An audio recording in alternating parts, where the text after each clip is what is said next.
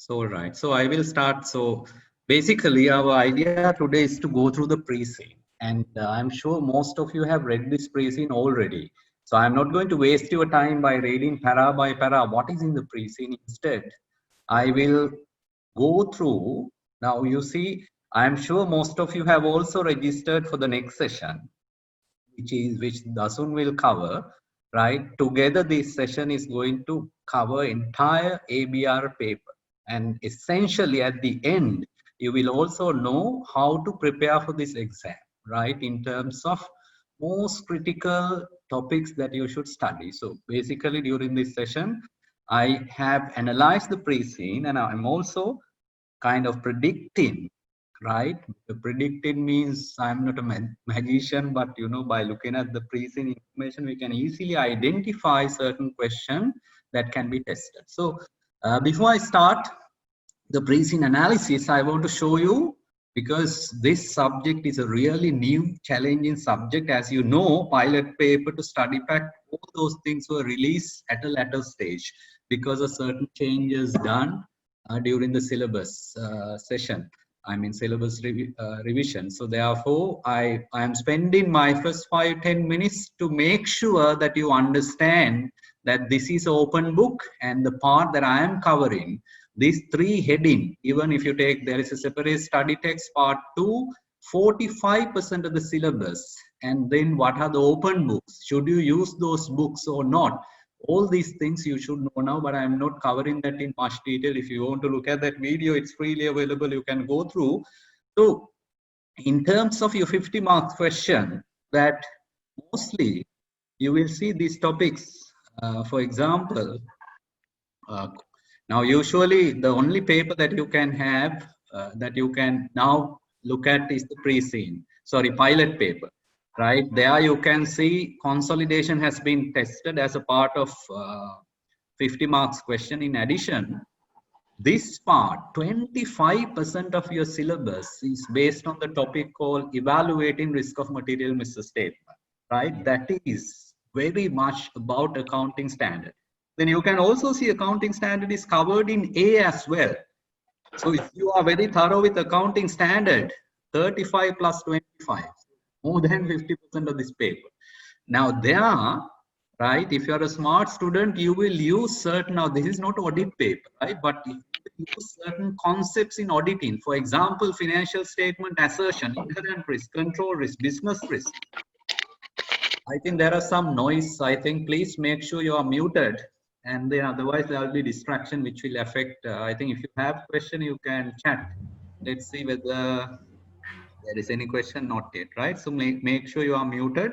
Otherwise, every minute of this 2 hours is important, because I can't exceed 2 hours, because I should allow for other lectures, whereas there should be a break in between, right? So please make sure that you are muted.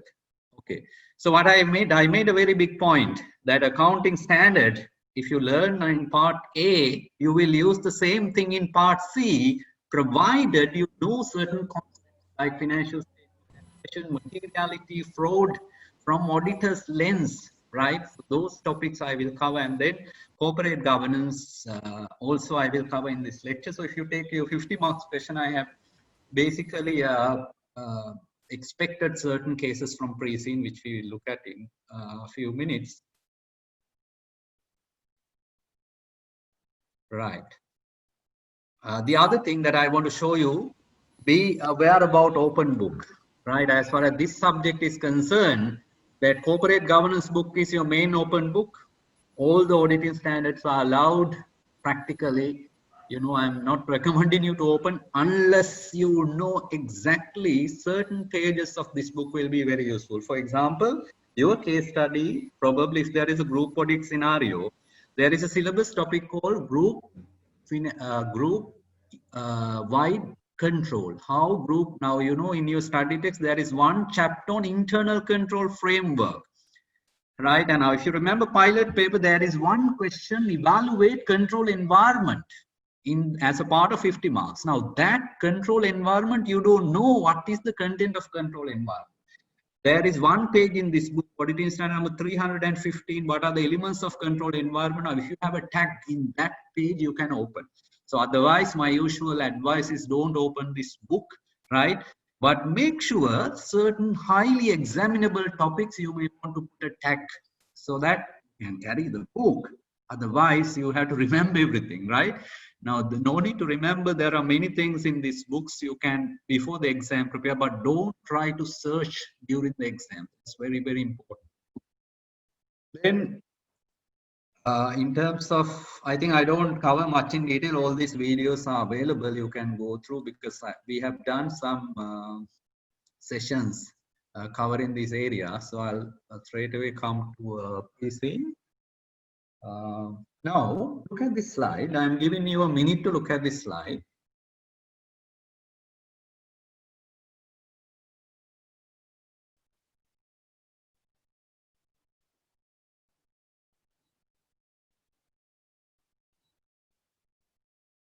When you look at this slide, what do you think? This is one company's annual report.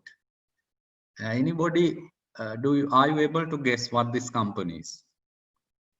I mean, the annual report explain the business model, the main areas of business: the consumer, healthcare, mobility, logistics, leisure, hotel sector. Right now, remember this case study. If you want to compare whether there is a similar group in Sri Lanka, one answer is Hemas Group, right? Therefore, certain information in the annual report will be very useful. I have taken all of that for you in today's analysis, and it will help you. So, the case study at a glance, as I told you, I make sure that time is very well utilized without reading para by para what is in the case study. I'm sure you have done that. So now at a glance, certain milestones, and if you have any problem, please, if you have any, I am sure, are you able to hear me properly? Can I get one feedback before I continue? Yes, it's clear.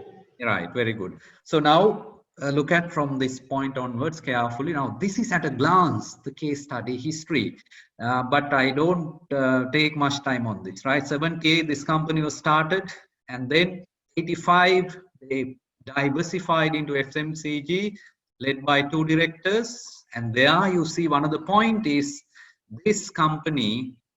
This is wife, if you look at a latter point, you see the shareholding husband and wife controlling significant part of this business. So in corporate governance, that becomes the issue called dominance. And it also affects the control environment if control environment is tested, right? And that is FMCG. Now you can also see each of this diversification, there is one director and a shareholder that you can see in the shareholding. So 85, they diversify further, and this start 2004 hospital sector, 2008, they are restructuring the company as healthcare, leisure, and there, if you look at again, why I use Hemas example, if you read even their vision, mission, and the company structure, very similar, right? But not identical though. Now, this company is restructured as healthcare with the vision and mission. Now, when you read that vision and mission, remember there is a lot of emphasis on triple bottom line. So, remember there is a syllabus topic called non-financial reporting, right? Now, this triple bottom line may be tested as a part of sustainability reporting or integrated reporting. So, I'll cover that aspect as well. So, 2009. They get into leisure business with another director, and Bhuvanaka Fonseca is a director as well as a shareholder. So then, when there is a 10% shareholding, that director may not be independent. Plus, anyway, they cannot be independent directors because they play executive role. So 2010, they get into logistic, and which is led by another director. Right now, from this, you can also identify the main directors of this company. And then you can see in 2014, they get into power and energy. One of the business risks in power and energy is that there is an impairment issue there that is very clearly given in the case study. And so this is the evolution. You see Bottom line is that this company is becoming a conglomerate, diversifying. Now, if I ask at this stage one syllabus topic, do you see any risk with diversification? Is there any risk of misstatement in financial statement when a company is a diversified company? That's a very sharp question. You can't just answer that question. Now, remember, there is a syllabus topic called business risk and risk of misstatement.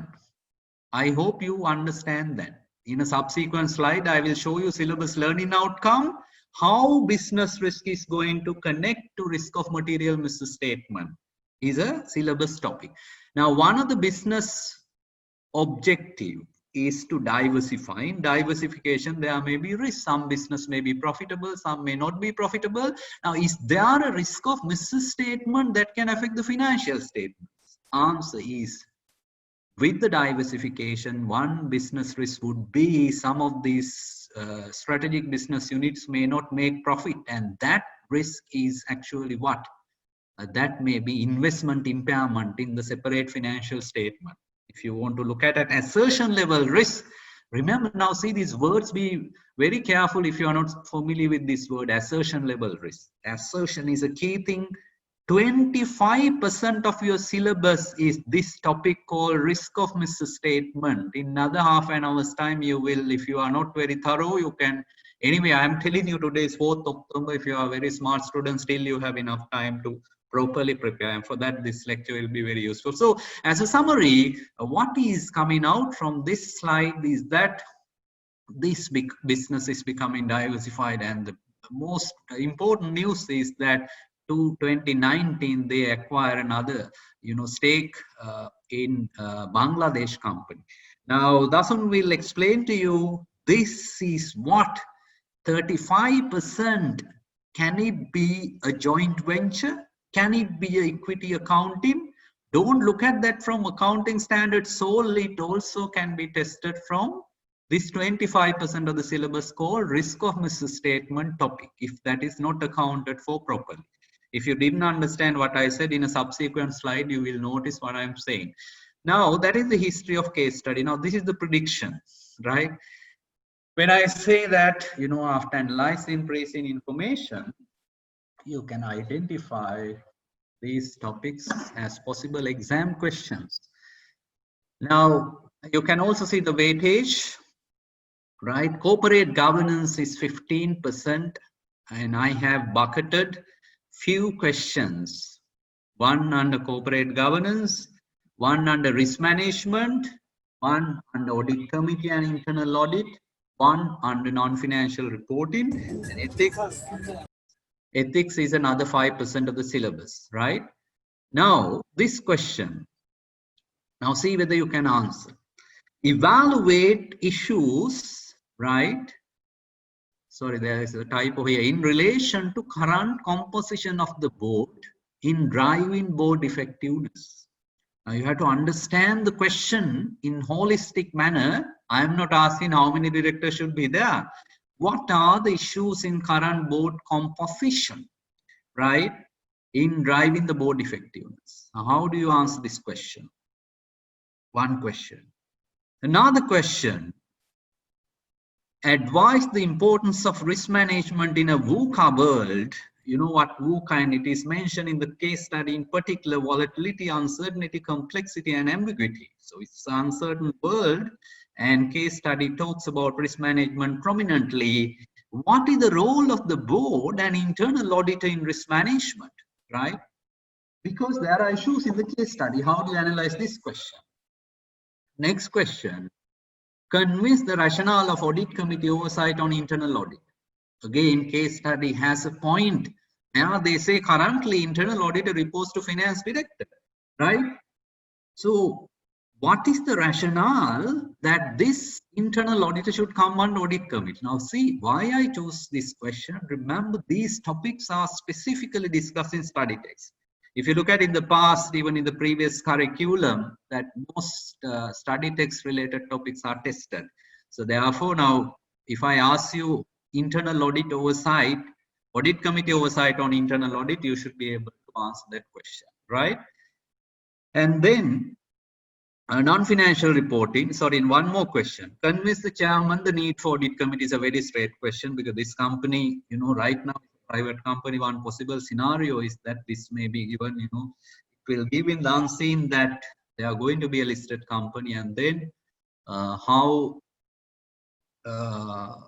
this audit committee is going to add value. Then when it comes to non-financial reporting, one possible topic, very clearly case study talks about 6 capitals, that is integrated reporting, right? How this 6 capital can create value. Using the case study information, are you able to explain that?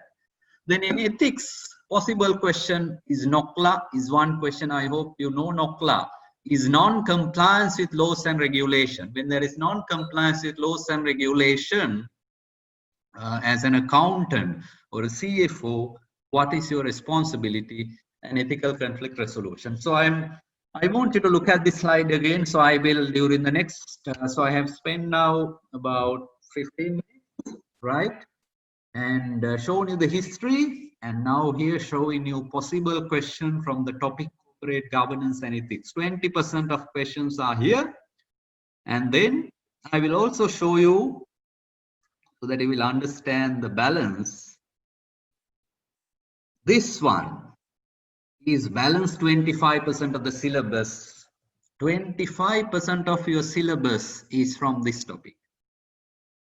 Now this is from syllabus.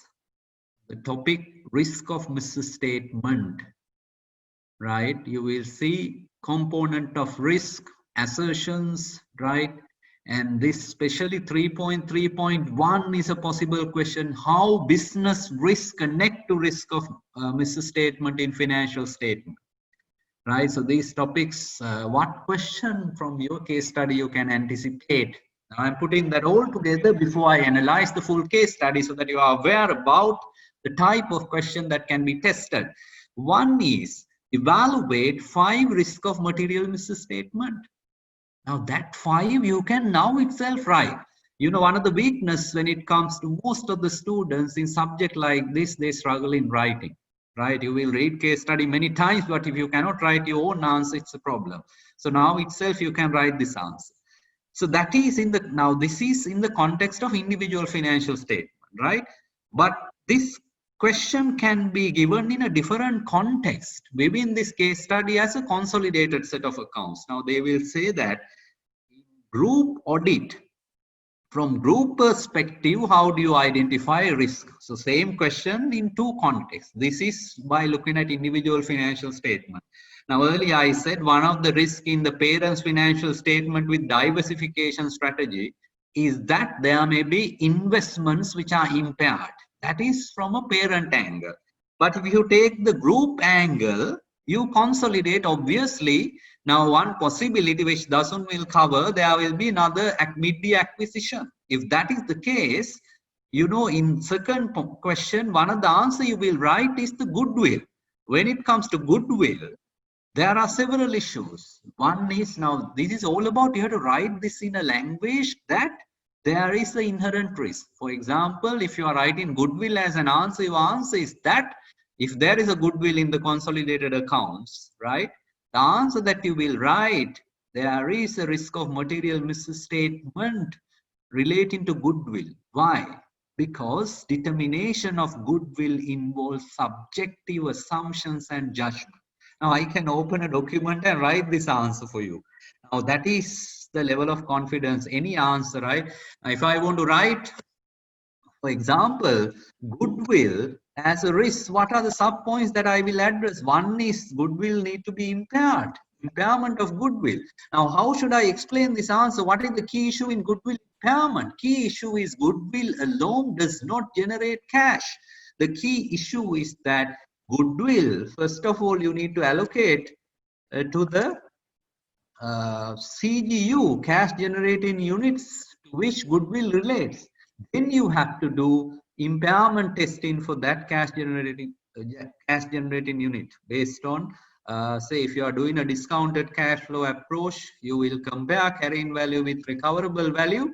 But this is, you don't need to discuss accounting standard here, but the key point that you need to mention here is that determination of recoverable value, right? Say using value in use approach involves subjective assumption and judgment. As a result, this impairment may not be properly done. So like that, you will write a very basic answer, right? So I will guide you to write some of these answers at a later stage as we go through, but I am just explaining to you the meaning of this question. Now, goodwill is one answer in consolidated accounts. What are the other answers? The fact that you prepare a consolidated financial statement means, for example, that Bangladesh entity, how they should reflect in the consolidated accounts. If they don't now say account in that 35% stake, right, from group accounting perspective, how this should be reflected in the financial statement? Is it a joint venture or it is investment in associate, right? Now, this requires significant judgment, right? Now, when you write the risk of material misstatement, your answer should be determination of uh, the accounting treatment, right? For that, whatever Bangladesh entity's names involve, subjective, more than subjective assumption involves judgment, right? Now that judgment based on the case study information you have to exercise. If it is a joint venture, you need to show that there is a unanimous consent, right? Unanimous consent in relation to what? You can't just write words. Unanimous consent means if there are two parties, both parties should agree when they make a decision in relation to relevant business activities. For example, they want to change the supplier, change the customer, both parties should agree, right? But to be an associate, you only need a significant influence. Then what is the meaning of significant influence? Right? It is the ability to participate in financial and operating activities of the company, right? Govern financial and operating activities. So then there is significant influence. Now, this decision is not straightforward. If this decision is wrong, the accounting, there may be a risk of misstatement in the financial statement. That is how you will write answers, right? This is not to apply accounting standard in detail, right? There are several other issues that we can write this case study is given as a group, risk in a group context. Now again, can you use your open book to answer the second question? Now, what are the risks in a group financial statement? I mentioned to you two things. One is a goodwill, the other one is accounting for this joint venture or associate company, that is Bangladesh entity, right?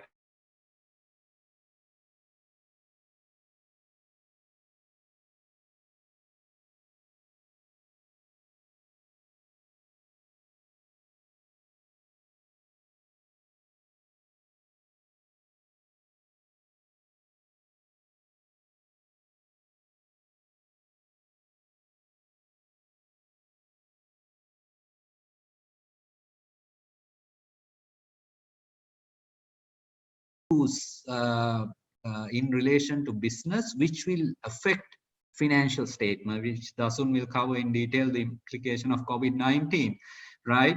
But here I am asking to explain this risk because the case study specifically talks about risk management. Now, in your study text, there is one page where it explains what are the strategic risks, what are the operational risks. So are you able to identify from the case study some of these risks? I'll cover that as the answer. The other question that can come is fraud risk factors, because this is again from one of the key chapter in your study text called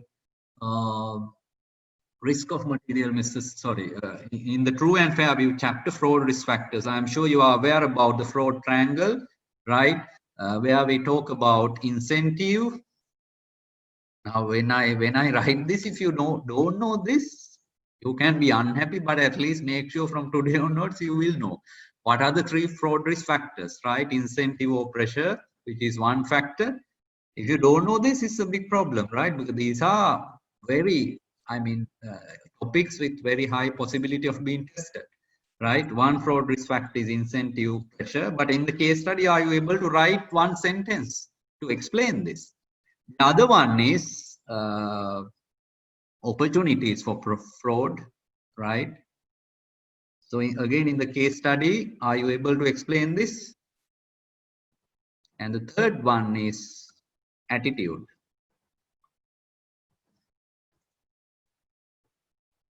right? So now these three, if this question is tested, you should be able to apply this to the case study and write an answer, right?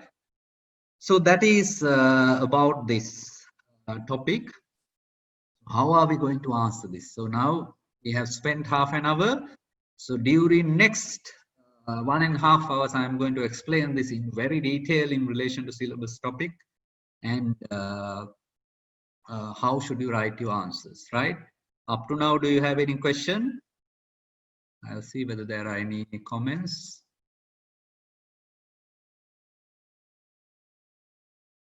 Yeah, no question up to now. If you have any question, please ask. You will have question when I start the session. So I want you to look at, so I'll start with, now sometimes when you see this slide, you may be uncomfortable because you haven't studied this. So what can you do? So I can't cover all of this in this session, but I am telling you, right? You log into the site Infinity.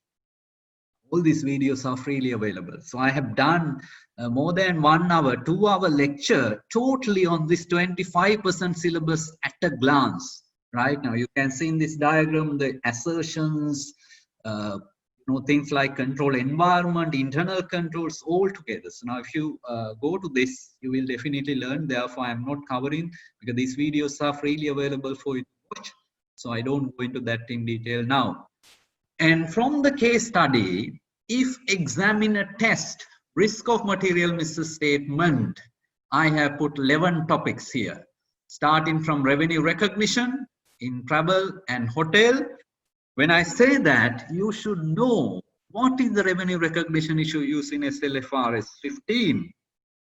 For example, whether company is a principal or agent, that judgment, how do you exercise in relation to company like this? You know, if they are a principal, they can recognize the gross revenue. But if they are an agent, they may not do that, right? Are there any other issues relating to revenue recognition? So likewise, you can see power plant impairment, PP revaluation, investment property fair valuation, Bangladesh 35% investment, currency conversion, intangibles, deferred taxation, lease, hedging, operating segment. These are various questions that can be tested, right? So,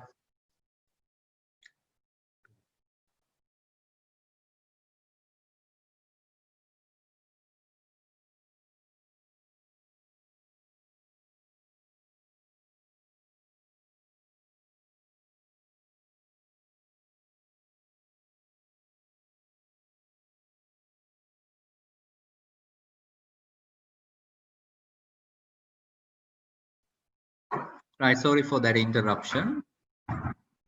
Right.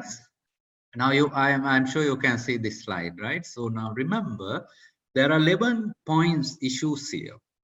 Like I mentioned to you earlier, one way is that anyway, if you prepare for these 11 issues in your overall syllabus, this is all about accounting standards. But there is a 25% of the syllabus. If you explain these 11 issues using the terminology of auditors, assertion, you are able to score about 10 marks in the exam if this question comes, right? Intangible assets, how to write an answer using revenue recognition. So I'll take few of this and explain to you how to even write. So that is the main thing you have to develop, right? So this is one part of it. So I'll start from now my session with corporate governance section, and then I'll come to this, and I have a lot of things, based on the even I have analyzed Hema's annual report from some of this, but I don't go to accounting issues in much detail, but I will only highlight them at a overall level. Dasun can get into much detail in the next lecture about accounting standard as a part of AFR, Advanced Financial Reporting. So this part is mostly about corporate governance and risk of material misstatement. So are you ready? So do you have any question up to now? So I'm going to start the list of questions from corporate governance. So I will show that to you again. And take a minute and take a look at these questions once again. before I get into the case study and explain all these issues. So I'm giving you a minute to concentrate that if this is actually tested in your paper, how are you going to answer? So I'm leaving time 1 minute only for you to concentrate on this.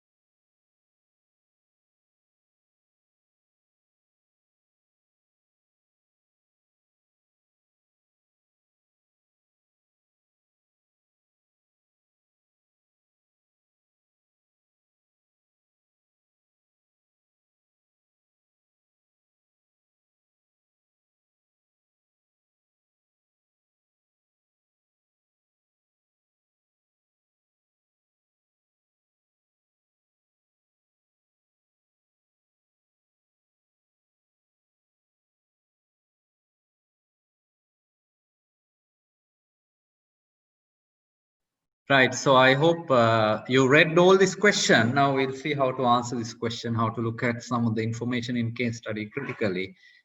So I'll go back to, we'll start with corporate governance.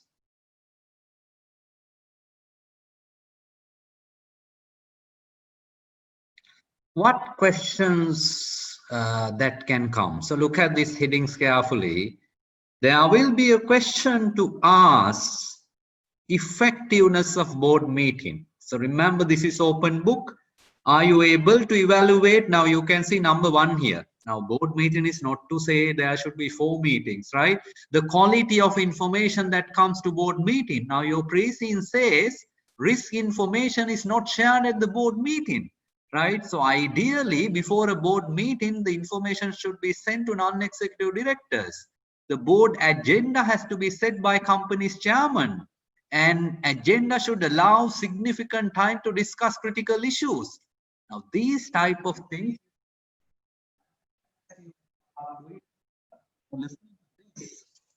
I'm taking corporate governance book, right? Now the points that I'm mentioning to you now is in page number 1, right? So be aware to critique whether they are conducting board meetings effectively, right? And then now the question, I think if I straight away ask you this question, right? Now remember one of the question that I asked, I hope you remember that question, right? That is whether this company's board. Now when you read the case study, if I ask you to answer, can you write this question down? I mentioned to you previously this question, evaluate the composition of the board in driving board effectiveness. Now, are you okay with number of directors? How many directors they have? What the case study says.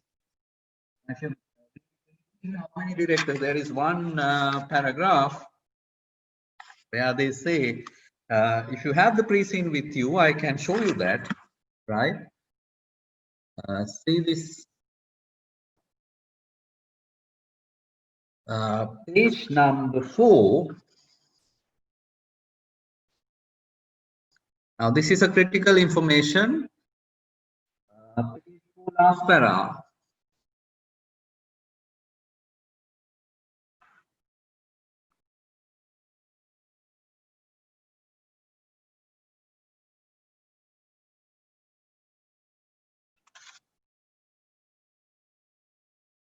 This one, right? 8 executive directors and 2 independent directors, right? Now I am just asking you, is this does this comply with Sri Lankan code or listing rules? In case there is a scenario saying that this company is going to be a listed company, Do you think currently they confirm the requirements of Sri Lanka Corporate Governance Code? What do you think? What do you think having 2 directors are adequate? Anybody? Can you answer? No, sir. Very good. I'm happy you're answering, right? Then what should be the number of like directors, non-executives? Samira. How many directors should be there? Yes. 2/3 of directors. Sorry? I didn't get. Say that again. At least 3 Yeah, but remember, directors. yeah, remember that is not the proper answer. Why? Did you notice? Now see, why I am giving you this question, right? Now I will write this. This is an exam question. Now this is the question. Now I want to write the exam question is evaluate the composition of the board. Now, if I'm writing this in the exam, this is 10 marks, let's say. So I should write at least 5 points. This is my point 1, 2, 3, 4. Let's say I'm writing 4 points. What should be my first point? The first point is that board composition, there is a problem. Remember, the point is chairman is not independent. Do you think Edward is independent? No, because the chairman is actively engaged in the business. And the corporate governance says if the chairman is not independent, majority of the board should be what? Non-executive directors. You see the very salient points in corporate governance, because this is a new provision in corporate governance. In this case, chairman is not independent. That's a big point, right? Then I will write another point, which I mentioned to you earlier. Now, in this company, role of non-executive directors, right, and their ability to effectively contribute to what? Remember, board role, non-executive directors are playing 4 roles: strategy role, scrutiny role, risk role, people role. Actively they have to challenge in board meeting when executives are going to make, you know, decisions which are harmful to stakeholders, shareholders, right? Now what is the issue in this case study? The role of non-executive, the ability to contribute to strategy, for example, risk, is in question, is questionable. Why? What is the issue? Because of what? Because of family dominance. Do you know there is family dominance? Why? The husband and wife hold about 50% of shares. The family members and other directors are friends. The family and friends, you know, affect in the good governance. Although there are non-executives, whether they can effectively discharge their role is questionable. Right? This is the issue. Then in that context, is there a SID in this company where the directors, if they are unhappy, they can go and talk to SID? Another issue where case study is silent, we don't know even the 2 directors who are there, right? We don't know who are they. I will have another slide I'll show you, because I am talking that slide. I can show you this straight away to you. See this slide. Now, who are the directors I have highlighted? Based on the case study information, you can see Edward and Vasana De Silva, they are 50% of shares, as I mentioned. Other directors, you know, those who are having 10%, they are directors in Sudat Bhuvanekar. So in my first slide, they are the directors who started these different businesses like hospital, etc. Right? The FMCG and so on. Now, if you do this count, 1, 2, 3, 4, 5, 6, and there is another director which is finance director. Together with finance director, we know 7 directors, but we don't know who are the other non-executive directors. Are they independent? So sometimes in unseen they will give, right? So if corporate governance were to be tested, you can comment all of this, right? And then you can also comment, you know, to be an effective board, is there a financial acumen? Right, the which director is having the financial expertise, and we don't know the qualification of this finance director, right? And another big issue to evaluate whether board is effective is what?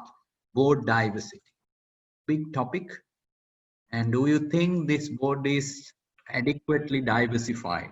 Are they more into technical backgrounds? Is there a sufficient diversity?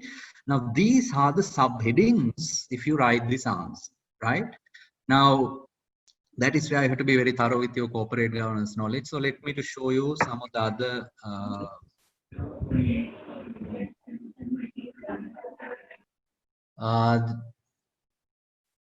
yes. Are there any questions up to now?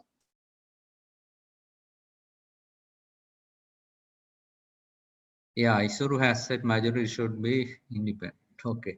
So I mentioned to you that case, especially when the chairman is not independent, the board composition, how it should be changed. Right. So now, when the answer that I was trying to explain to you in Word document, you know, this is the theory behind that. When you go through the study text, study carefully. If there is a question about board effectiveness, that's about the expertise. It's about the balance between executive and non-executive. It's about being independent and demographic. And also, if they are talking about board effectiveness, don't forget 6 C's. Now, if you haven't studied these 6 C's, then again, you are missing critical topics in the syllabus. Where the board is adequately committing themselves, going through board papers prior to the meeting, the character, collaboration, competency, all of that. Now you can use this knowledge to explain the board. And in terms of diversity is a big topic. Now you can see, for example, in this company, is there adequate female representation? Women on board, there is much talk nowadays. And also whether the board represent other areas in terms of having board members of different age, different professional background, and so on. That you have to look at the overall case study. But this board seems to have, you know, some level of diversity. And another question that can come in corporate governance is to critique chairman's role, which I already mentioned to you. Currently, chairman is usually supposed to play an independent role by listening to other you know, executive directors' views if they're unhappy, or even to non-executives. Now, this chairman is more involved actively in the business. So therefore, there is a need that this company should have another independent director, SID, where other non-executive directors, if they are unhappy about any decision, they can go and talk to that. Another question that you, when you learn theory, you should look at is non-executive directors. Are they really playing their 4 roles? I am reminding you, there are 4 roles you can write down: strategy, scrutiny, risk, and people role. Now, these 4 roles with non-executives are actually playing that. Again, I don't go into this. I showed you these videos are available. Even I have done corporate governance briefly there. Now, let us get into unseen scenarios, right? What can be tested in the exam? Based on this case study, possible scenarios here. Because why we can easily guess? Because this is indicated in the preset. One is company should carefully consider India and other part of the region in node now, which means there may be a possibility for them to go to other markets. And also they have said this company is going to be a public listed company in that and also they are going to have currently, you remember, although they use the word SBU, strategic business unit, they are not separate legal entities. And it is unlikely for consolidation purpose they will give you 5 entities to consolidate. But the accounts which is given to you is one entity, but Dasun will explain to you how consolidation scenarios can be tested in this paper, in your paper. But the point is, remember, if it is a listed company, corporate governance can be tested. The previous question about critique, you are criticizing the board composition, the board role, audit committee, I will take separately. Those things you can look at. And looking for acquisition and partnering, this is where there may be a case of acquiring. And this is a big topic. Importance of this course of framework, I'm sure you should have studied this, the last chapter of your study text talks about COSO framework, but this is COSO special in the context of risk management. So I'll touch that point also in a little while, because these are the critical case study paragraph from which questions can be set, and especially this area, because the board has appointed a subcommittee and they are going to study the importance role played by COSO. COSO is a framework, right? Now that means they are talking importance of risk management, especially during VUCA. Now I will take again Hema's case study, especially during the Corona period. Now how companies so how risk management is going to help, I'll explain to you. That is a possible scenario. Very likely scenario in your exam is to question this point. It is obvious now. You will see this is so easy. It's not so easy for you to write answer, right? Now here the issue is internal audit is reporting to finance director. Now the question that can come, now I have given you that question if you remember my question list, right? Now how do you answer this question? I'll go back to my question list. This question, how do you answer? This one, second, you see this question. Convince the rationale of audit committee oversight on internal audit. Why internal auditor should report? Now all of you will tell internal audit should report to audit committee. That is obviously easy. But if you happen to write an answer, right? Why internal auditor should report to audit committee, right? You can just tell independent. That's not enough answer, right? The first answer is the strategic focus. Now you have to write a paragraph to explain this, right? The idea of strategic focus is audit committee operates as a subcommittee of the board. An audit committee is aware about major business risk. For example, if you take COVID, cash collection, right? And because people are under uncertainty, the chances of frauds are very high. Time to time, audit committee understand at board level what are the major risks. Now, if board and audit committee is aware about those major risks, accordingly, internal auditor can plan audits to cover main strategic issues rather than auditing transactions, right? Now, for example, if there is a cybersecurity risk, internal auditor may hire some cybersecurity experts and jointly will do a cybersecurity audit. That is one reason why internal audit should report to audit committee. Now, if you write this strategic focus, you will get marks. And again, I am telling you in study text, there is one page, this part is explained in detail. The other point is authority. What is the point on authority? Remember, audit committee carries the authority of the board, right? As a result, internal auditor is able to internal audit is able to exercise that authority and to audit anything, right? Able to audit any areas to get any information. Internal auditor has that power, you know, without being under pressure of anybody. So likewise, you know, there are more reasons, so please go through that section in the study text. And if I want to explain further actions, right, whether actions are taken on internal auditors findings, audit committee will make sure that it is done.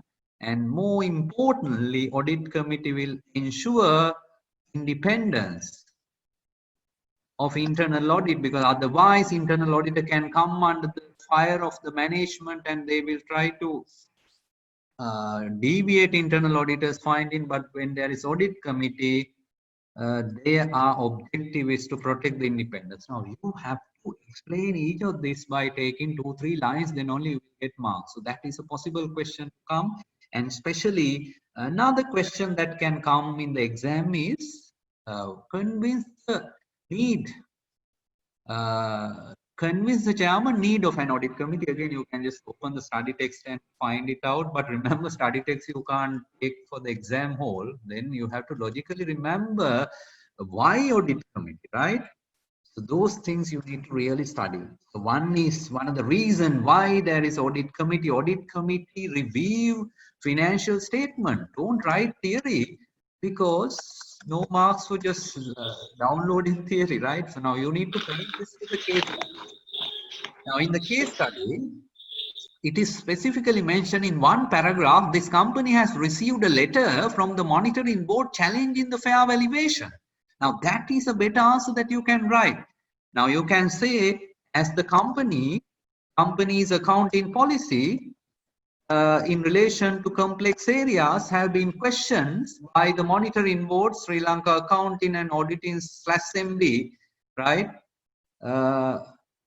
Then if there is audit committee, one of the main duty of the audit committee is to review the financial statement in relation to subjective and judgmental areas and to ensure the SLFRSs have been properly applied. One answer, why there is audit committee. The second reason why there is audit committee is that audit committee will ensure, one of the main duties to ensure effectiveness of internal controls, and also audit committee, the fact that there is audit committee reduce the chances of fraud, because they know there is a lot of emphasis where internal auditors directly report to audit committee and conduct certain audits. Now, again, you can't just write this as a theory. Talk about your case study as a payroll fraud, right? Now, in the context when there are fraud, especially the need for an audit committee, need where internal auditor identify these issues and highlight really matters. So likewise, you should be able to explain the need for audit committee. Again, if this company is going to be a listed company, the need for audit committee comes because the audit committee ensure credibility of financial statements, all of that. So likewise, again, study text, this is there in one page, but you can't take study text for the exam. You should be able to logically remember this answer, build this answer, right? Now, why there are more reasons for audit committee? Now, another reason is finance director. If finance director has concern, right? If finance director has concern because, say, for example, this company is not investing in ERP system, their chairman is only business-minded person. If FD has some concerns over internal control, FD can easily take these issues with audit committee directly, right? So that helps. The fifth bigger point is that audit committee is going to ensure independence of internal auditors as well as external auditors. So that's a big topic. Now, if you write these 5 points in one page, you will get that 10 marks. And if you only write theory, you will not get 10 marks. You have to align to the case, right? So moving on, the integrated report, and I'll come to that.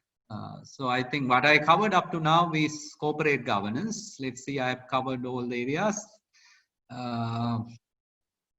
Yeah, so I was here in giving you the scenario. Risk management also will come as a part of this presentation. And this letter by the monitoring board, I explained to you. What are the other possible questions using this letter that examiner can take? Write down this question also. I haven't mentioned my slide earlier. There may be a question, let's say if this company is going to be a listed company, somewhere if they ask this question, you know, you are the auditor, somebody, you may not be the auditor, but you know, if you remember pilot paper, there's a similar question, right? Outline, you know the meaning of outline. Outline is action verb. The meaning is to summarize. Outline matters. Now this is in relation to audit, right? In relation to audit of financial statements, outline matters that need to be communicated to those charged with governance. Now see, this is a syllabus topic. This is straight from auditing standard. There is a separate auditing standard. There is a separate auditing standard on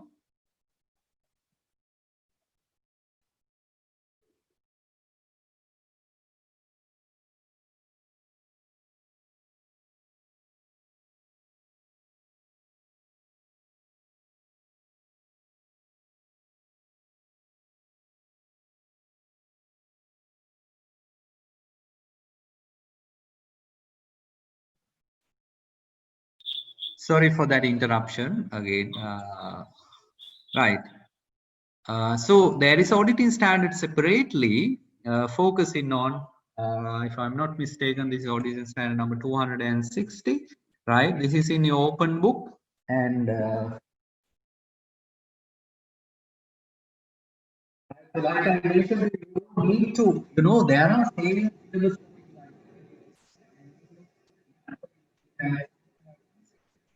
What matters is at high level, you should be able to remember and relate to the case study. Now, auditor is giving the audit report, but this is not about the audit report. Auditor is giving a letter to the board of directors. You need to attend to these matters.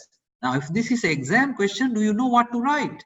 That is where you have to carefully go through syllabus topic. For example, one of the things audit committee should communicate to the board of, external auditor should communicate to the board of directors, so those charged with governance is this point, right? Qualitative aspects of financial reporting. I am sure you don't understand what is that, but the idea is audit committee should warn, external audit should warn the company. There are a lot of qualitative areas in your accounts. These areas carry a higher risk of misstatement, especially accounting estimates. Now, this company has several such estimates like impairment,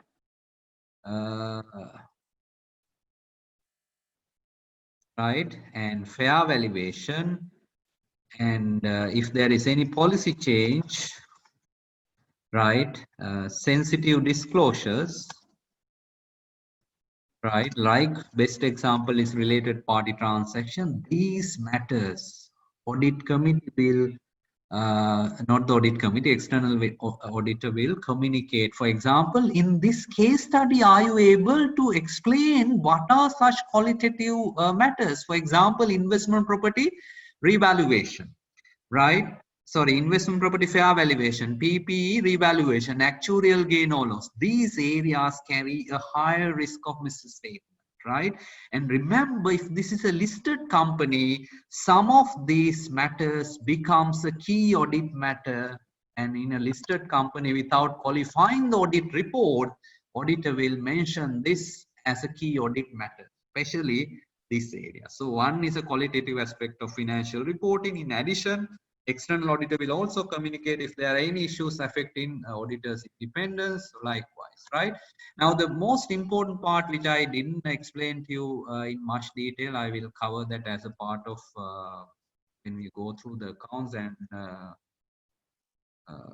Dasun will cover that in detail. How to write answers if this question is tested? What are the risk of misstatement? That is where you have to explain assertion level risk. So I will cover that, at least take one or two examples, right? So now this I'm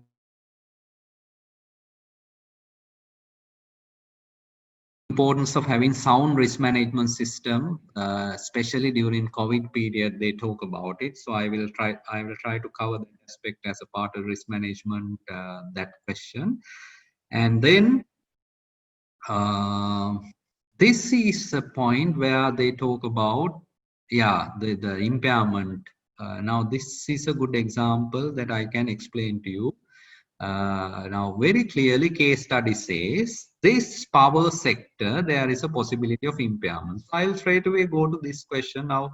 That is where you should now write the answer and prepare, because this question can come. There is a greater chance this will come in the exam.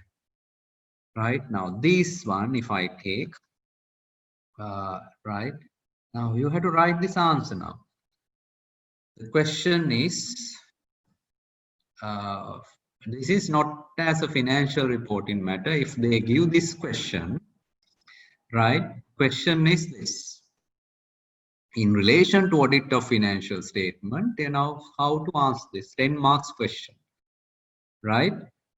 In relation to audit of financial statement, evaluate 5 risk of misstatement. So I want to write one answer: impairment of what?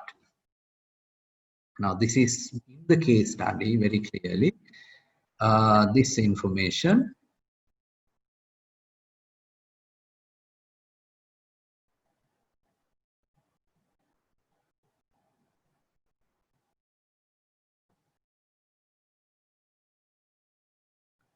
right? This one. Now I take this information from the case, right? Energy is supplied to national grid. However, due to reason, government policy sustainability of this sector. So what sector? Renewable energy. And that is their power plant, right? Using the wind power. Now the question, if you want to write, if there is exam question, this is for 10 marks or 15 marks. Now you need to write, let's say 5 points, each will carry 2 marks. So how to write that answer? Impairment of property, plant and equipment in power sector. So now how do you write this answer? The first bullet point is from the case study, right? The case study says there is recent government, right? Recent government policy. Now this is external indicator, right? Now the answer that you will write, due to recent government policies, right? Sustainability of this sector is questionable, which is an impairment indicator, right? So what? Always ask the question, so what? So answer you have to say, right? Now determination of impairment, whether it is impairment or not, goals. Now these are the key words you must include in your answer. Involve, subjective, assumption and judgment. As a result, it may be misstated. It is ideal if you can give some example, right? Now basically, you know, in case of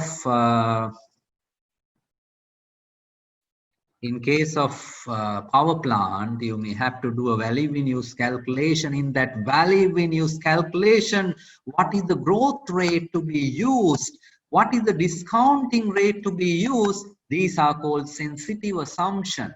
And if these assumptions are inappropriate, this figure may be significantly changed, right? So the key part of my answer is this part. And likewise, in the same case study, if you want to write this answer, let's take another example, how to write an answer for investment property fair valuation, right? Now you are writing another answer from risk from risk of misstatement angle. Now what is the issue with investment property fair valuation, right? They can do the fair valuation, but the issue is that, right, investment property fair valuation, yeah. Yeah, there is a noise. Please make sure you are muted. And if you have question, you are welcome. Up to now, no question. I am sure no question means I have explained to you properly. So when you move, sound is breaking. Okay, sorry for that. Are you able to hear me properly now? Is there any distraction? Can I have some response? Are you able to hear me properly? Yes, sir. Okay, good. Right. So I am happy you all are responding. Otherwise, this Zoom discussion becomes much boring and we don't know whether you are learning, right? So when there is a response, it's great. So I'm explaining to you how to write an answer, right? Now, if this question is tested in the exam, so this is where most students fail because they struggle in writing and you have to do it in the exam very fast. The speed matters a lot. Now, if I want to write an investment property answer, you know, accounting standard you will learn in detail, but remember here, assertion is a valuation. And if you don't know assertion, I recommend you please watch that video. That introductory video that I mentioned to you. I've covered all of this. But here, when you write the answer, investment property fair valuation, what is the issue? I am saying investment property fair valuation is complex, right? And involve subjective assumption and judgment. And don't stop your answer there and say what it is, why it is, right? Especially, you know, in investment property valuation, now you can use SLFRS 13. For example, in SLFRS 13, this mostly involve a level 3. That you have to look at the case state, but very often investment property valuation is based on kind of level 3 valuation, where there is what? Unobservable data like, you know, rent cash flow to be discounted using the income model, right? So investment property fair valuation may be done by unobservable data and subjective assumption, right? So what are such assumptions? For example, if it is an investment property, you know, some of the critical thing should be example rent, if you want to use the uh, income approach. So what is the rent growth, right? And most importantly, what is the discounting rate? So these are called key assumption. And remember, you can't use just CAPM and use cost of borrowings or whatever. What SLFRS 13 says, use a discounting rate that represent the relevant business, right? What is the rate that property users expect as the return, use that discounting rate. So now, if these assumptions are inappropriate, you know, my basic answer is this, but you will also connect to SLFRS requirements. When you use the fair value, there is a high risk that this fair value may not be the right fair value because of. So likewise, if I take property, plant and equipment, I will write the similar answer. Now, intangible assets, what is the answer I should write? If I am explaining intangible asset, of course, before that I must know what the intangible asset is. Now, we don't know, there is a balance sheet, there is intangible asset, but let's say that is relating to development costs. Right now, then I have a very clear answer to write. You know, this is a pharmaceutical company. You know, the one business is pharmaceutical and they aggressively involve R&D. And we know, I hope you have heard, if it is a development cost, intangible asset, right? Development cost can only be capitalized subject to certain criteria. We call them under pi rate, right? The, you know, technical feasibility, economic feasibility, intention to use, ability to measure the cost, all of that. Now, the answer that you will write, there is a possibility that these development costs may not meet the criteria in LKS 38 example, technical feasibility, economic feasibility, etc. As a result, no asset may be overstated. That is the answer that you. Now, what I'm trying to explain to you in this slide, you as a homework, what you can do now, use in your case study, try to write these 11 risks and explain this in terms of assertion. Right now, most of this, if you take revenue recognition, what is the issue? Now, how can I write the answer for revenue recognition? Especially in travel business, hotel business. Now, I would say assertion is sales cutoff. Right now, why? Now, when I write that answer, revenue recognition, I can write several answers, but it depends on if unseen, if they give something you can write, but otherwise generally also you can definitely write some answers. So one of the risks that you can write in the hotel sector, for example, now the assertion we can talk about cutoff, right? Cutoff and completeness, right? Now why? What is the issue there? Now in hotel sector, there is a possibility when they use travel agent, the advances received may be recognized as revenue. Instead, revenue should be recognized as based on SLFRS 15 when the performance obligation is delivered. And in the case of hotel, the performance obligation is when the room is occupied, right? And so there is a possibility when they receive the advance, this advance may be recorded as a revenue. And we have to ensure that the revenue is recognized, the cutoff and completeness assertion, right? And in addition, remember I mentioned to you previously, because this is a very short lecture, I can't cover everything. Remember I mentioned to you FRA, fraud risk factors. Now, one of the fraud risk factor, remember auditing standard specifically says there is a fraud risk. It's a rebuttable presumption. In every company, there is a risk of fraud, but especially when there is a tough economic condition, right? That is what we call pressure, right? I mentioned to you pressure. Now, this due to COVID, this management also may be under pressure. Have you analyzed their accounts? By the way, please make sure you do a basic analysis, right? Now, this is their financial statement. If you want, we can upload this in Excel. Analysis becomes easy. So now you can see in some of the ratios, right? For example,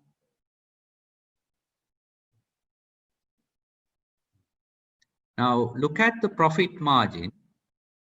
Now see there this margin, right? GP margin drop. So there is a pressure on profitability, right? Now, anyway, under tough economic condition, now COVID is creating a lot of pressure. Because of the management pressure, there is a possibility financial statements may be overstated under fraud risk. And fraud risk is very high when there is a dominant personality who can override accounts. But in this company, you know, this chairman seems to be ethical person. That may not be the case. But this pressure can create, you know, it's not only the chairman, some other people can get involved and manipulate financial statements. So I hope you understand now this is a bigger part that is likely to come in your exam. So I have explained to you few. I have only explained one question. Remember, I did not explain in much detail how this answer is to be written, because this is one question, right? The other question is in group accounts context, right? If you remember my PowerPoint, this I asked the second question.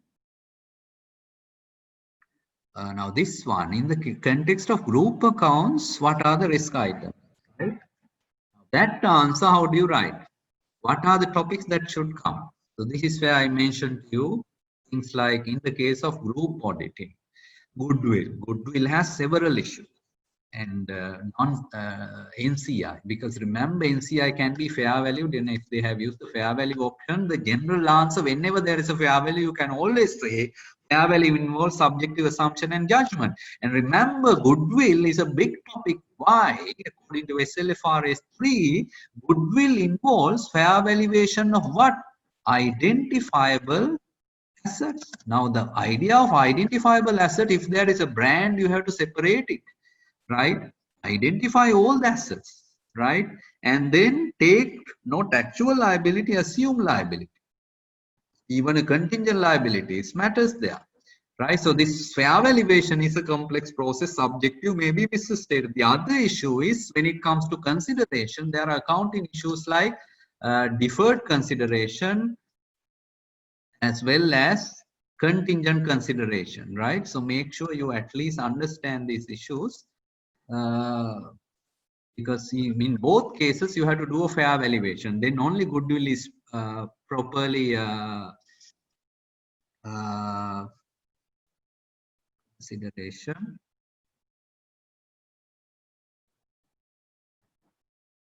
The other issue is goodwill impairment, right? These are, you know, different issues. In addition, remember there are several issues that you can, this is in your study pack, which chapter, true and fair view chapter, last few pages talks about consolidation process. What can go wrong in the consolidation process? Please make sure you are studying this topic clearly.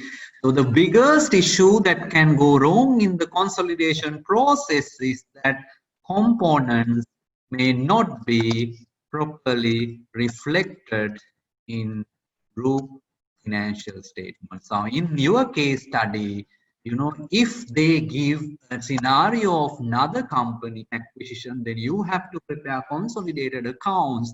Now this Bangladesh entity where there is a 35% stake, you need to exercise judgment as to whether this is an associate or a joint venture or a joint operation, right? So to exercise that judgment, it's a very judgmental matter. If you exercise that inappropriately, accounting is going to go wrong. Fundamental thing, if there is another, you know, indicator, now if they explain to you, remember nowadays SLFRS 10, there is a very powerful definition as to what is control. Control is not only power, ability to use that power, right, to change, to exercise decision in relation to relevant business activity, to change to have an impact on the variable return. Now these words, the power, ability, exposure to variable return. Now in the case study, sometimes they say they have acquired another 10% or whatever. There is another subsidiary, they have only 45%, but you have to analyze the case study and see if case study says although you have 40%, still you are able to change the management, change the supply, change the customer, then you may consolidate. If you don't consolidate, the financial statement will not give true and fair. The next issue is, remember, uniform accounting policy. You cannot consolidate unless all the entities, right? I'll give you an example. Now, let's say parent company has fair valued investment property, right? Uniform accounting policy should be there for you to add line by line and consolidate even accounting, right? Now, investment property, parent company has fair value, but do you know that Bangladesh company also, if they have, I think there is investment property, they also should have similar method. Otherwise, you cannot consolidate. Then the accounting period, right? If accounting period is different, there is a question. And then if there is a mid-year acquisition, the accuracy of accounting for the post-acquisition profit, all of this. And then accuracy of, this is a big topic. Now, you know, the process of consolidation, as I talk, I'm typing, therefore there are mistakes, you know, accuracy of consolidate, accuracy of consolidation information, right? Meaning, you know, to prepare a consolidated financial statement, you have to extract, let's say there are 5 companies, those information accurately. Now, there are the challenges, internal control. Is it done in Excel? If it is a system, IT general controls and IT application control. So this is where your syllabus has a topic called group-wide control, right? Now, in a case study like this, is group-wide control, for example, one major example would be there are intercompany reconciliation process. If there are no reconciliation, how can you eliminate, right? So what are some of the other risks in group accounts is related party elimination. You have to eliminate 2 things. One is the margin, one is transactions, other one is margin, right? Likewise, there are many issues. Then currency conversion, I think already currency is converted in the case study, right? I mean, that's converted to presentation currency, right? Now, so there are financial instruments again. Now there is equity investments, you know, fair value through OCI is not possible always, right? Now, if they have intention of selling, that is not acceptable and you can't change that classification. Now, all of these are kind of accounting issues accounting issues from auditor's lens, right? So I have basically covered to a great extent these 2 questions. The other question is risk management and fraud risk factors also I have covered. Now, let's see my presentation. There are a few valuable slides that I want to draw your attention, especially from more practical perspective. Now, this is where I have applied, you know, go through the HEMA's annual report, for example. Now, doesn't cover this in much detail, but be aware about these issues. If you want to talk about revenue recognition, one of the issues is to recognize gross or net based on who is agent, who is principal. Now here room revenue is recognized based on the occupancy, right? Now if you take the travel agent, tour operators, all of that, they decide principal or agent. Actually, in this case, the group is the principal, but you cannot just decide that. There are requirements in SLFRS. If you are taking the full control over whole arrangement, you may be the principal. If you are principal only, you can record the gross revenue. So those are really issues that you can explain in terms of this syllabus topic called risk of. And then fair value is a big topic, right? Now remember, I mentioned to you several syllabus topics. One is communicating to governance, one is to identify risk of misstatement. There, one answer you will write is a fair valuation of investment property, because I told you this SLFRS 13 always, already I mentioned to you, fair valuation of investment property usually involves subjective assumption and judgment, especially unobservable data when you do the rent cash flow. And don't forget to mention this sentence in your answer. Because of COVID-19, right, this fair valuation may be affected. And they have specifically mentioned in their latest annual report that COVID-19 impact. And that last sentence, if you look at pandemic considerations, they have again reassessed the fair value and decided that pandemic has no major impact, and already fair valuation captures that best estimate based on the SLFRS 30. Now you see the pandemic is all about, it is going to affect many markets, and when there is no volume in the market driven price may not be accurate. So that's the whole issue of COVID and the fair valuation. And then understand that in a company fair value hierarchy, now again this is from their same annual report of that company, even in your case study there is unquoted investment that is a very high risk. And again, if I go back and write the answer, I will write another answer, fair valuation of equity instrument. Why? This is unquoted investment, and unquoted investments are valued using valuation techniques level 3, which is not based on the market. As a result, it may be misstated is the answer that I will write, right? That is on that. And then this is goodwill. I already mentioned to you goodwill, brand valuation. Now these are actually there in the company. That's why these have been disclosed. Will allocate into cash generating unit, and especially in a goodwill calculation and impairment. This issue is about recoverable value. That's goodwill impairment. The discounting rate that is to be used, right, that has to reflect proper rate applicable to that. Remember now, one thing which they can give in the unseen information, while they have 5 SBUs, they have used one discounting rate. Now that is not right. That discounting rate or the growth rate in the calculation should be applicable only to that SBU.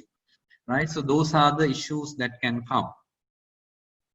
And likewise, this I already covered, the equity instrument valuation. As I told you, I don't get into this detail in next lecture. Today after 7, I think 8 o'clock onwards, you can actually analyze this in much detail. And I want another example. Remember, please write in my list. I don't know whether this was included in the previous list. Inventory valuation, definitely an issue. Because remember again, COVID-19 impact, because how businesses were affected, the inventory, there can be non-moving inventory. As a result, carrying value may exceed the net realizable value. Inventory should be written down to NRV. If it is not done, inventory is going to be overstated. The assertion is inventory valuation, right? And actuarial gain is another topic. In your case study, you can see, if you have the case study with you, go to OCI and see there is actual gain or loss, right? And there you can understand this issue, right? So what is the issue now? If you want to write actuarial valuation as an answer, if I go back to Word document and type the answer, what I will type? Now I am writing the heading, actuarial valuation. Now, my answer would be there is a possibility that the actuarial valuation may be misstated. By actuarial valuation involves subjective assumption and judgment. What are those judgments? For example, salary increment rate, the discounting rate to be used, the mortality as to when people die, all of that matters, in actuarial valuation. So those, you will write a very simple answer, right? In that answer, these words subjectivity, some subjective assumption, judgment. If you add those words and give you examples, you are done, right? The other point which can be connected to your syllabus is key audit matter. But remember, this is a private company now. But if there is a scenario, it is becoming a listed company and whatever, there, what is a key audit matter? Remember, there are 3 things that can be a key audit matter in a listed company. So what are the 3 things? I think already you learned that one or 3 out of those. right? Now, I mentioned to you, if I go to my answer, matters communicated to those charged with governance. I think I discussed that. Remember, I discussed qualitative aspects of financial reporting. This one. Outline matters that need to be communicated. Now, if there is a question, auditor has identified some CAM, but remember this is only for listed company. That may not be relevant for this financially, because by the end of 31st March they are not a listed company. But even in some other question, if they test this, remember CAM is nothing but if there is a significant risk. Now, when I say if there is a significant risk, it is about risk of material misses. The same answer that we discussed. It's about high inherent risk or high control risk, higher control risk, right? Those are significant risks. And the other one is significant judgment. Now, in this case study, what are they? There are several areas with significant judgment: equity instrument, investment property fair valuation, all of that. Third one is significant event like corona that happened. In auditor's report, auditor will have a separate paragraph on CAM, and that is usually extracted from this communication, from 260 communication. Auditor will report some in auditor's report. That's called CAM. Why that CAM is important? Not to write a CAM, but you will understand CAM is equal very clearly if there is a CAM that is similar to risk of misstatement. Now you can see in this company what are the CAMs they have reported. One CAM is intangible asset, goodwill and brand, right? Now see, even in your case study, this intangible asset may be goodwill and brands, right? If it is now in case of goodwill, it should come from, it can't be internally generated goodwill, right? But it may be brand. So then there is a possibility that can be impaired. So what is the answer you are writing? Now see, these auditors have written like exam answer you should write. Now what you should write, why audit is considering this as a CAM, that is the answer you will write in the exam. Why this is considered as a high risk? The reason is because this involves subjective assumption. Now here you see impairment test is based on the recoverable value, such based on the discounted cash flow. And those cash flow, there is an, especially in this slide, this is the key slide. These are significant because it involves estimation of cash flow, complex judgment due to consideration of expected revenue growth, margin, working capital, discounting rate, including COVID-19. You see, now this is from the actual annual report I am taking what auditor has identified why this matters to write an answer as a risk of misstatement. Now, this is, you can also talk about COVID-19 impact as well as significant judgment and assumption. Another example where they have seen revaluation and investment properties considered as a high risk. Why? Because such fair valuation involves significant judgment and estimates, and in COVID-19, right? So likewise, I think I have covered that part. And now I will give you some breathing break, right? So before I get into another topic in my question list, and if you go to the question list, this is where we are now. And in the meantime, if you have any question, please write, and you can unmute and talk. I'll give some 2 minutes to ask questions. So it is your time.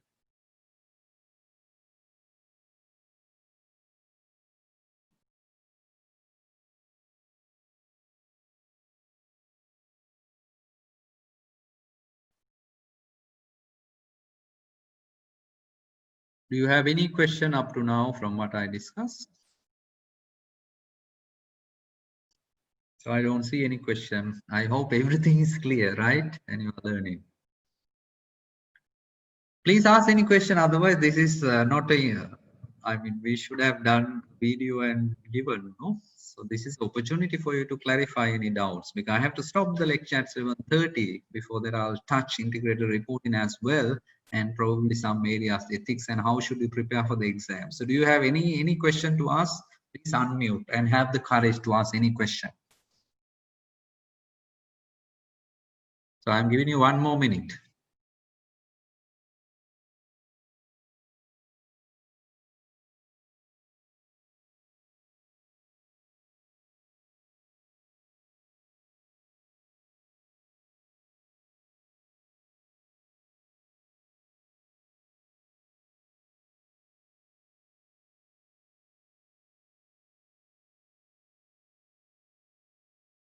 So Naduns, your comment about CEO argument with chairman. So what is the issue? That's about whether the company should have SBU structure or not, right? So what do you think? What is the issue there? Any other question you can ask, right? Forget about this praising. Any question where you have to study also you can ask, right? The most important thing is this is not an easy subject. You have to prepare properly. So is there a possibility to ask about going concern issue and audit report modification? But remember, this is not a auditing paper, right? Going concern is a syllabus topic. It's really valid, but remember, this is a larger company. I mean, going concern can still come, but if you really look at when you go to your study text, auditing standard number 570, the main issue with going concern is called material uncertainty. If there is a material uncertainty, you need to have financial indicators where all the indicators, the profit, company has losses, working capital issues, loan they can't repay, and operating issues, their customers are leaving, suppliers, there are issues. If you have such a serious case, then management has to disclose there is a material uncertainty according to LKS 1, and then management should also disclose how to mitigate it. And if auditor is satisfied about the disclosure, auditor can include not an emphasis of matter. Remember, there is no emphasis of matter. It is called a going concern matter according to new audit reporting. Going concern matter. If disclosure is inadequate, it can be a qualification. Right? So it can be a qualified or adverse opinion. If going concern assumption is inappropriate, which is not the case for this company, then adverse opinion. Another question from PUME, if we are not familiar with certain points in the standard relating to audit question, how do we construct answer without losing marks? It's a good question. Sorry, I'm having a tea also, right? Okay. Now your question, PUME, remember this is not an auditing paper. And this is where you can go wrong. Don't even open auditing standard book and search. But there are cases you may open the book. I mentioned to you, look at the pilot paper. There is a question on control environment. You don't know what is in the control environment. There is one annexion. Now I'll give you a very good example now. If there is a question to write group-wide control or risk in group audit. Now I have the auditing standard book with me. And I know if I go to auditing standard number 600, there is an appendix 2 that has a list of risk in a group audit. Now again, in a case study, no point of download in theory, I should be able to apply this to the case study and say in this case study, there are group audit issues because there are a lot of acquisition and disposal, therefore consolidation is complex, so there may be related party, whatever. Now the book has a list, but you should know which is relevant to the case study. Otherwise, don't just waste time with the book.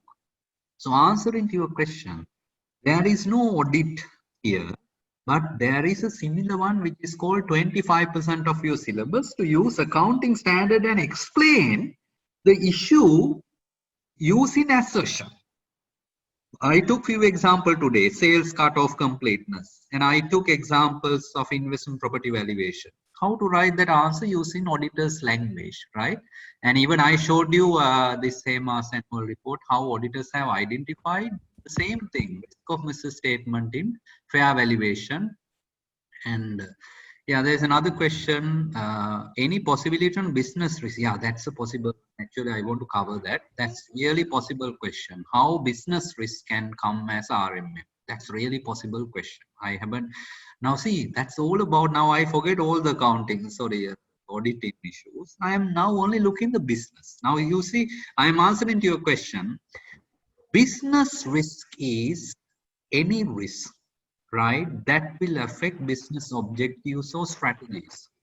Now, if you look at this as a case study, can you tell me, you can now write about 10 business risks, right? So will there be any business risk due to canceling tour? Exactly, actually, I was going to give that example, right? Now, see, now if you take COVID example, now the border barriers, no foreigners. Now what will happen to, now see, the no foreigners means their hotel sector continuity is in question. I have this in the presentation, will cover. The hotel sector revenue generation is really affected. That's a business risk. How to run the business, how to pay salary and fixed cost, all of that, how to pay loans. Now, this is a business story. The audit story, don't use the word audit, RMM story is that because that hotel sector is affected, the issue is, say, 1, impairment of assets. Number 2, can there be a fraud risk, right? So likewise, you should be able to connect that to the financial statement. If you take the government policy, right, on the power plant, that is a business risk. Because as a result, they can't successfully run the power plant. Again, it is connected to impairment. For example, if there is a competition, intense competition in somewhere, and then you can connect it to competition to fraud risk likewise, right? There's another question. That means there is nothing to write in the paper from the perspective of external audit. I didn't say that, but remember, very often this paper don't view this as a total auditing paper. Otherwise, syllabus will tell audit.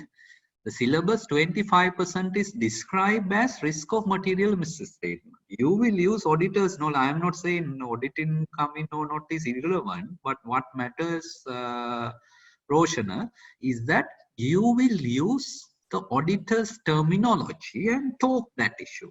That is where you should. I will go to syllabus and show you that slide. That is where you have to use financial statement assertion.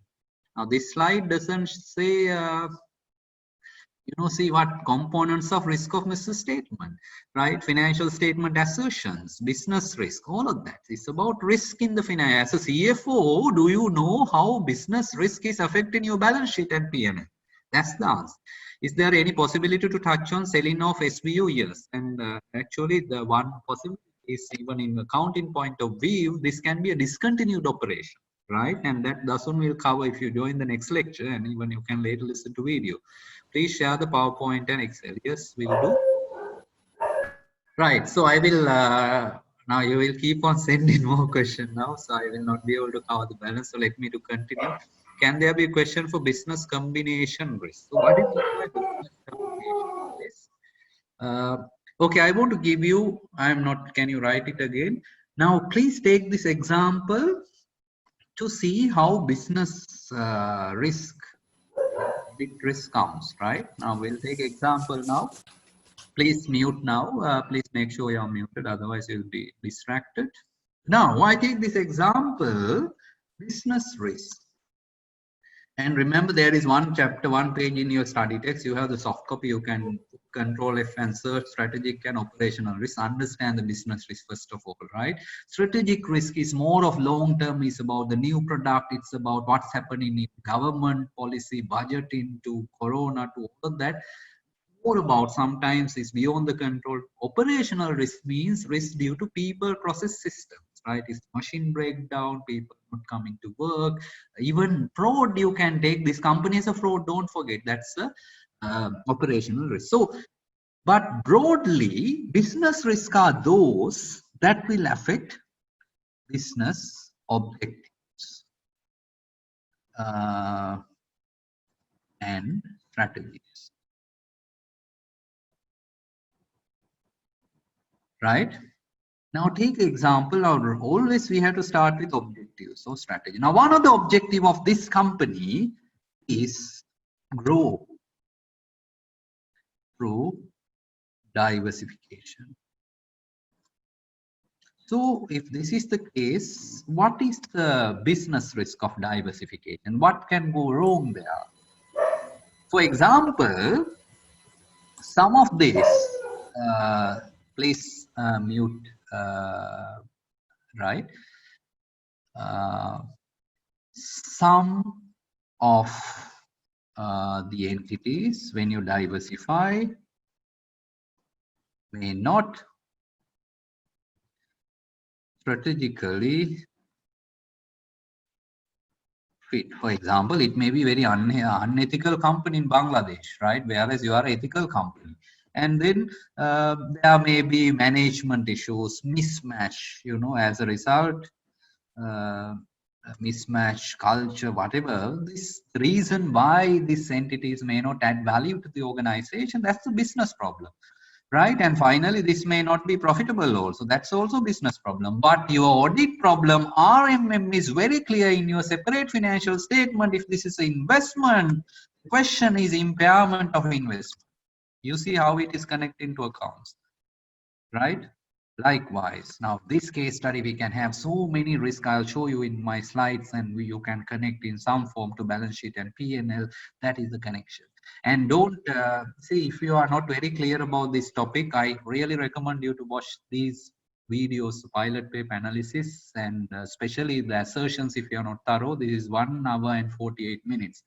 Now, going to risk management part, and I think I will also cover, I have another 20 minutes.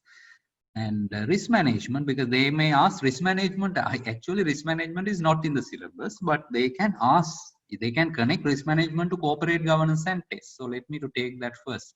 Now, one of the issue in this company, now this is, I'm again showing the structure. Please take a look at this slide.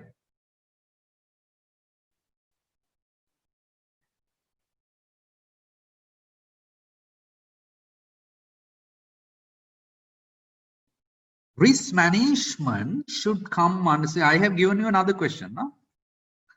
Now, see this question, how do you answer?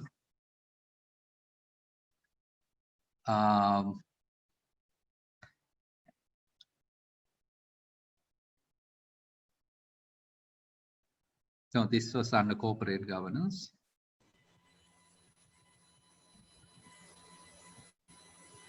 Yeah.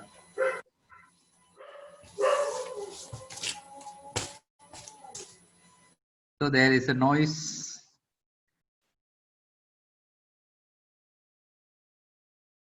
Right, see this question. This one. Advise the importance of risk management in a VUCA environment, focusing the role of the board, management, and internal audit in risk management. Now, this is a good question if they want to test risk management, because pre-scenes talks about risk management. So there, remember in your corporate governance code, there is one section 3. You have the corporate governance code. Right now, I open the book now. Let's say I'm doing the exam now, right? So I'll open the book. See, if I have read this, I know very well this heading. I have read it. The section called Risk Management and Internal Audit, which clarify page number 23. Board is responsible for determining nature and extent of the principal risk board is willing to take and make sure the company has a process of risk and internal control to manage even COVID-19.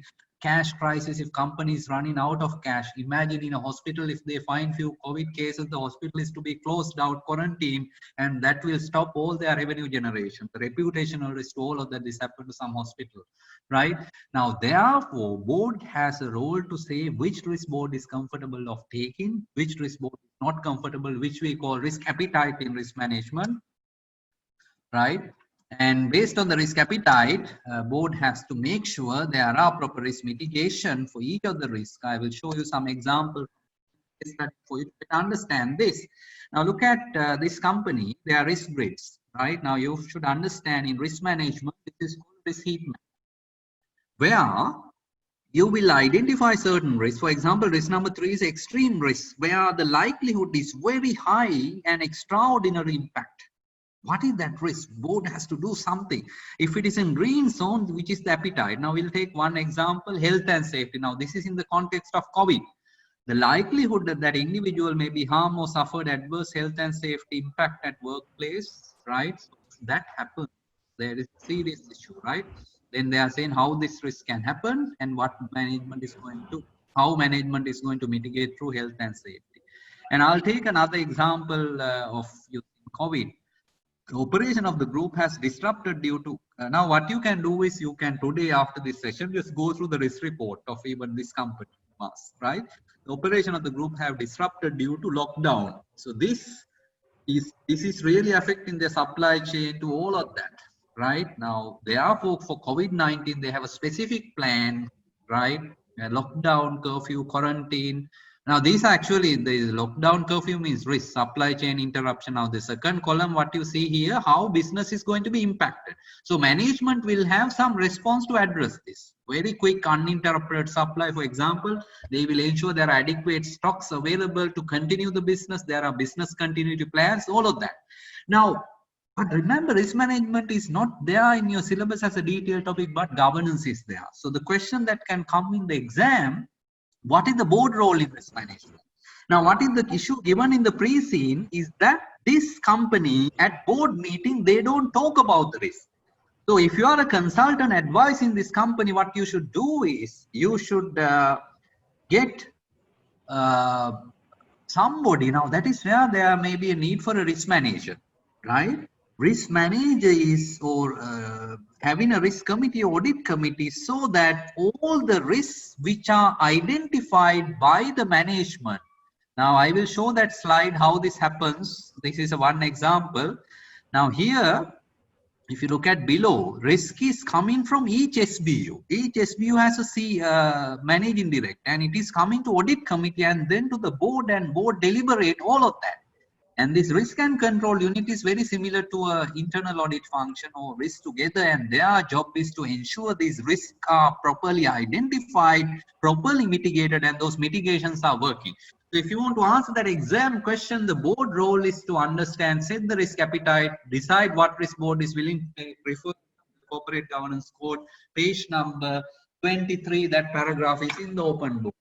When board set that appetite and allocate resources for risk management, there should be a risk manager or even the internal auditor who should identify, collate these risks. And in a list of risks, like I showed you that grid, it should be presented at the board meeting, and board should actively be satisfied that the risks are truly mitigated. That is how you have to write. So basically, board role is to make sure board is comfortable in terms of the appetite and system is available. So risk manager's role is to actually facilitate risk management by collecting risk from all SBUs, reviewing, and either if there is a risk committee, they can give it to risk committee, audit committee. Internal auditor's role is to audit the risk management process and to give assurance that the risk is properly. I hope I was able to explain, given the limited time, to some extent. So this is all from the risk reports. The other topic that I want to discuss before I conclude is non-financial reporting. This is a very easy, interesting topic, right? Sustainability reporting is about, now this company also has sustainability report. Remember, when this is sustainability, we talks about 3 E's: economic KPIs, right here, economic standards, environmental KPIs, social KPIs, right? Now, I think I will have something from this. Okay.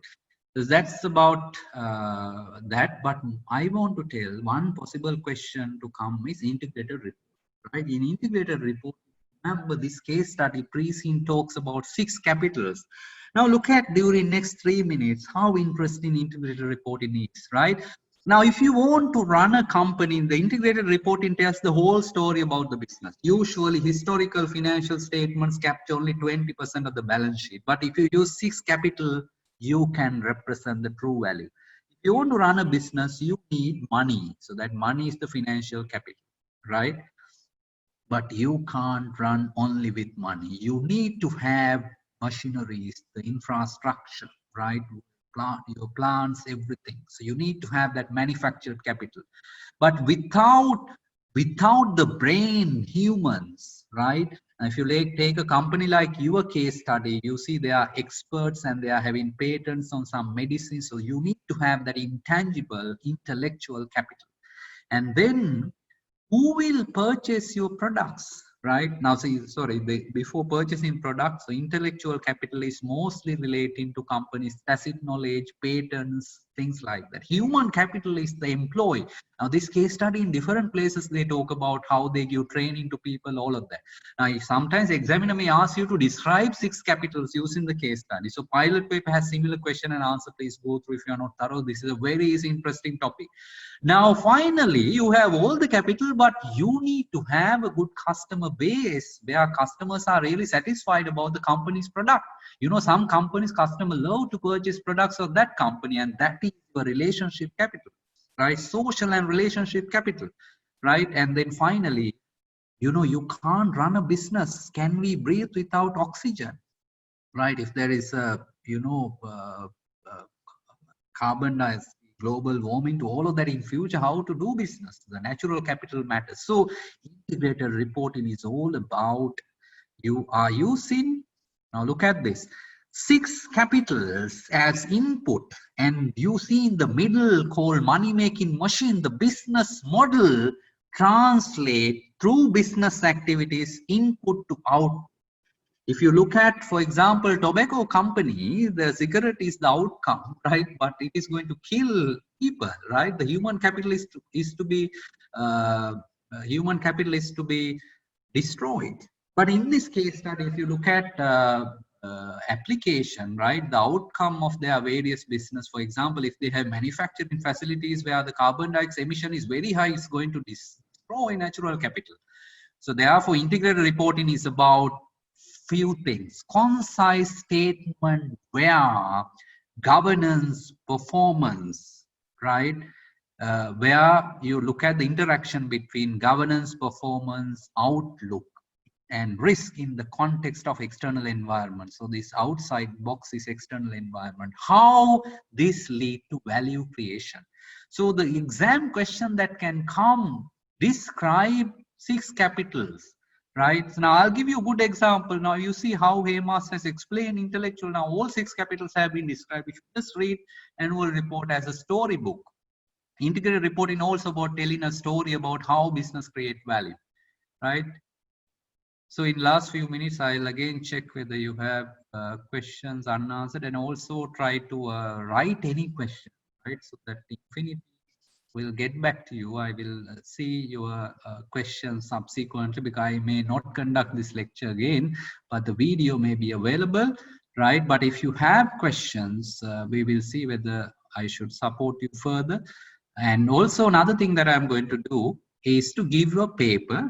And even I told in a physical class today, that is always one of the bigger risks in the exam is what? You will not have time, you don't know how to write the answer. That what you must do is to test whether you can answer given time. Now, if I give you, you know, my area is about 45%. From the pre-scene, if I give you 25 marks question, can you answer in 45 minutes, so half an hour, right? So I really recommend to answer. So I will probably make already in this presentation I gave you some question, you know, but it is to structure like a mini scenario and to put down this question. So if I do that, you can probably get that, and then you try to answer that question. So what I covered now is integrated reporting, and that's very easy, and you know that chapter you can quickly run through now with my quick explanation. So there are any questions? No? Right. Okay, so now in my last few minutes, what I want to touch is, please ask any question. Now you can, before typing, you can just, you know, ask question also. Now this, remember there is a sustainability reporting also, right? What is the difference? Integrated reporting is all about using 6 capital and the business model. They explain the value creation. That's the integrated reporting. So sustainability, again, similar, but they are focusing on, this is GRI, Global Reporting Initiative. They are focusing on 3 KPIs. Economic, now this is a good slide because this is the actual company, right? They show economic KPIs are very similar to what is in the annual report in terms of profitability, etc. Environmental KPIs is about energy, water, biodiversity, all of that. And social KPIs of employee training. But remember this case study. Now please write down this question. I haven't covered this in the presentation. Examiner may ask, what are the benefits of integrated reporting? That answer is in the study text. Please go through that. And if you have any question, please ask. Right? I will give you 2 minutes to ask question, and then I will give you some very powerful guidance as to how you should prepare for the exam to conclude this session during next 5 minutes. We start sharp at 5:30 and I finished sharp at 7:30. Do you have any question? Don't miss the opportunity. If you have any doubt, please ask any question.